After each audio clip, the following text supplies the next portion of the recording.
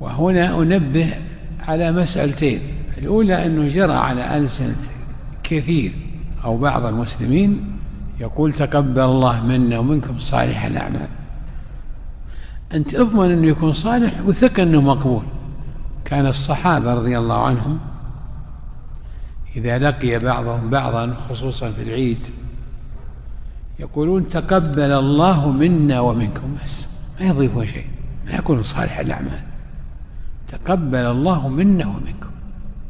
قال تعالى إنما يتقبل الله من المتقين، والمتقي هو منه من عمل بطاعة الله على نور من الله، على علم، يعني يرجو ثواب الله وترك معصية الله وتاب مما اقترف منها على نور من الله، يعني على علم، يخشى عقاب الله.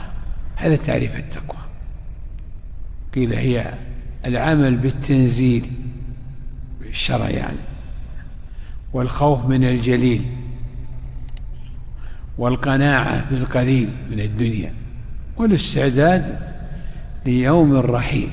وقيل عنها إنها هي امتثال أوامر الله تعالى واجتناب نواهيه، والتوبة إليه، توبة إليه من قصور العمل والتقصير فيه. كل هذه معاني.